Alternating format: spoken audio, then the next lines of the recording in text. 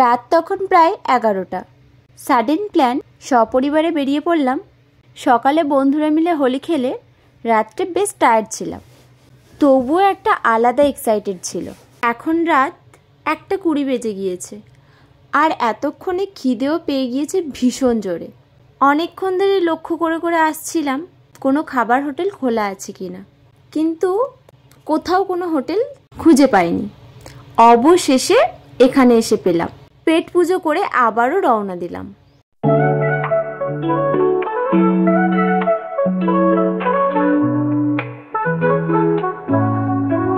Finally আমরা লাল মাটির দেশে চলে এসেছি। ঘড়িতে তখন ভোর 4:30, আর চারিদিকে পলাশ ফুলের মেলা। প্রতিটা গাছে ফুল ভর্তি, কি যে ভালো লাগছে দেখতে। বাবলা গাছ তো আগে আমাদের তো রাস্তার ধারে ধারেই ছিল, আগে তো পুরো রাস্তাটাই আমাদের জুড়ে বাবলা গাছ ছিল। এখন আর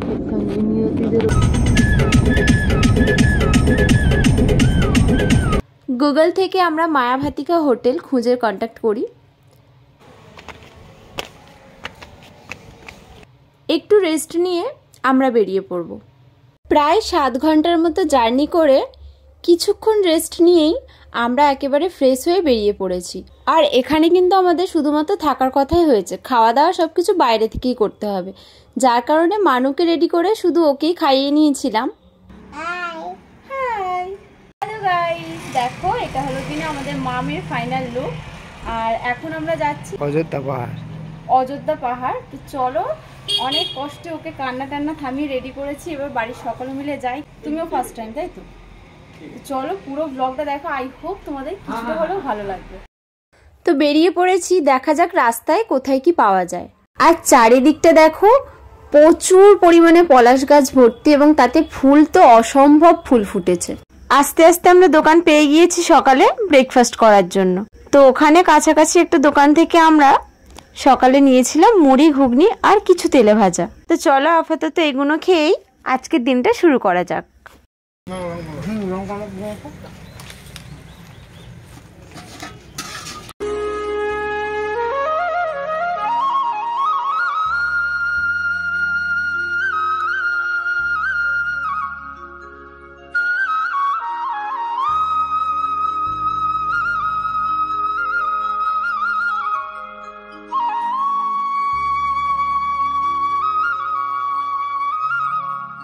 আর এদিকে হয়ে গিয়েছে আর এক কাণ্ড।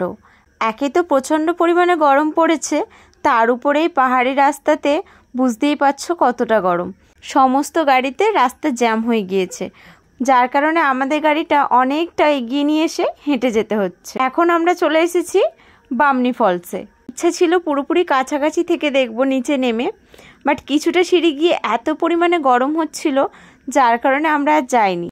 তাই ওখানে সামনের দিকে এখানটায় বসে কিছু ফটো তুলে নিলাম, আর দূর থেকে বামনি ফলসটাকে দেখে নিয়েছি। তারপর সকলে মিলে চলে গিয়েছিলাম আইসক্রিম কিনতে, আইসক্রিম খাওয়ার জন্য। আর ওদিকে সন্তু নিয়েছিল আখের রস। হ্যাঁ, ও কিন্তু আইসক্রিমও নিয়েছিল। 1 থেকে 1.5 ঘন্টা অপেক্ষা করার পর অবশেষে জ্যাম কাটলো। খুব পরিষ্কার বোঝা যাচ্ছে আমাদের গাড়িটা কিন্তু নিচ থেকে বেশ উপরে উঠে গেছে, যদিও অযোধ্যা পাহাড় খুব বেশি উঁচু নয়। এই গাছের উপরে ঘর থাকে, ওর ভিতরে মানুষ। ও বাবা! তো এখন আমরা চলে এসেছি মার্বেল লেকের কাছাকাছি। আর এখানে দেখো রাস্তাগুলো কিন্তু পাতা দিয়ে ছাউনি করা। তো এই দেখো, এটাই হলো কিনা মার্বেল লেকের ভিউ। তো চলো, আমাদের মনে হলো যে মার্বেল লেকে এসেছি, এখান থেকে কিছু খাওয়া হোক, তো আমরা এখান থেকে চানা নিচ্ছি। আর এইদিকে সানভীর কাণ্ড দেখো, ও কিন্তু ছাগল, পশু পাখি এইসব দেখলে কিন্তু ভীষণ মজা পায়। যাই হোক, এবার খেয়ে রিভিউ দেওয়ার পালা, কেমন খেতে। মোটামুটি ভালো খেতে, খুব একটা ভালো না আর খুব একটা খারাপও বলা চলে না। এবার আমরা যাচ্ছি পুরুলিয়ার সবচেয়ে সুন্দর জায়গা আপার ড্যাম্পে। এই আপার ড্যাম্প না দেখলে পুরুলিয়া ভ্রমণ একেবারেই অসম্পূর্ণ।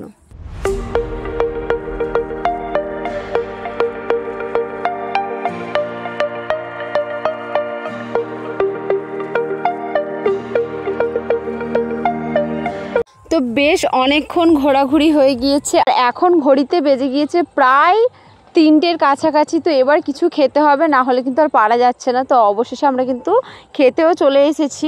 এত পরিমাণে খিদে পেয়েছিল যার কারণে আমরা খাওয়ার আর কোনো ভিডিও করিনি, খাওয়ার শেষে ভিডিওটা নিয়েছিলাম।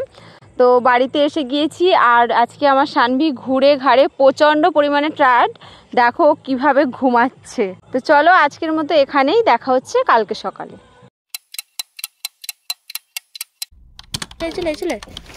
পরের দিন সকালে আমরা একেবারে রেডি হয়ে বেরিয়ে পড়েছি আর রাস্তায় কিন্তু এখানে নারকেল কেটে বিক্রি করছিল। তো আমরা ভাবলাম যে ঠিক আছে চলো পাহাড়ের নারকেল একবার খেয়ে দেখা যাক। সত্যি বলতে খুব একটা মিষ্টি ছিল না, অতটা ভালোও ছিল না খেতে। দেন আমরা কিছুটা এসেই সকালে ব্রেকফাস্ট কমপ্লিট করতে চলে এসেছি এখানে। আর মানুকে বলেছিলাম যে বাড়ি থেকে ওকে সকালে আমি খাইয়ে বের করি, শুধুমাত্র দুপুরের ভাতটাই বাইরে থেকে খাওয়াই।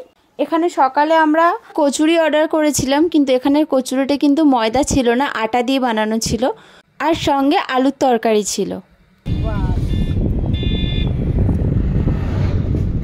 তো আমরা পলাশ ফুলের রাজ্য থেকে বেরিয়ে পড়ছি আর পলাশ ফুল নেব না সেটা কি হতে পারে, তাই কিছুটা এসে একটি রাস্তার ধারে দাঁড়িয়ে পড়েছি। ওখান থেকে আমরা গাছ থেকে পলাশ ফুল নেওয়ার জন্য ফেলে দিয়ে তুমি ঘুমাচ্ছিলে বলে আমাদের রেখে দিয়ে চলে গেছে। কোথায় গেল? ওইদিকে, তুমি জানো?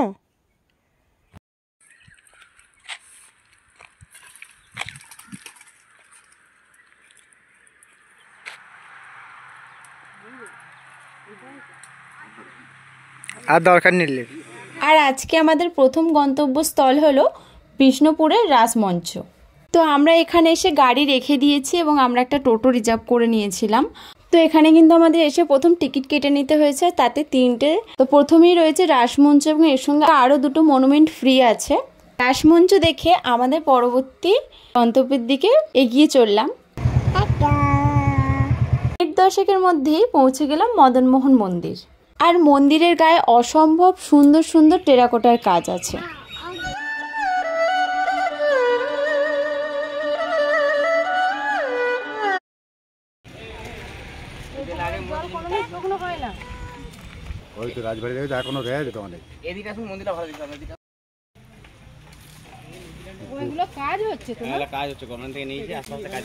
তো বিষ্ণুপুরের এখানে এসে আমি পোড়ামাটির তৈরি কিছু ইয়াররিংস এবং একটা নেকলেস নিয়েছিলাম। একের পর এক মন্দির ঘুরে আমরা একেবারে চলে এসেছি লাঞ্চ করতে। আর আজকের লাঞ্চে মেনু ছিল মাটন কষা, ডাল, বাঁধাকপির চচ্চড়ি, শাক ভাজা, আলুর তরকারি, পাঁপড় ভাজা, ভাত। আর সবশেষে কিন্তু মিষ্টিও ছিল। বিষ্ণুপুরের কিছু মন্দির আমরা ভালোভাবে ঘুরে সবটা ক্যাপচার করিনি। তারপর আমরা চলে গিয়েছিলাম জয়রামবাটি কামারপুকুর। তো কামারপুকুর জয়রামবাটিতে ফোন অ্যালাউড ছিল না, যার কারণে কোনো ভিডিও বা ফটো তুলিনি আমরা। কামারপুকুর ঘুরে আমরা জয়রামবাটি ঘুরে সবে মাত্র বেরোচ্ছে, হঠাৎ করে জানি না একটা ঝড় এসেছিল, তো সেইভাবে আর কোনো ভিডিওই নেওয়া হয়নি। তো চলো এখান থেকে একেবারে ডাইরেক্টলি বাড়িতে যাব।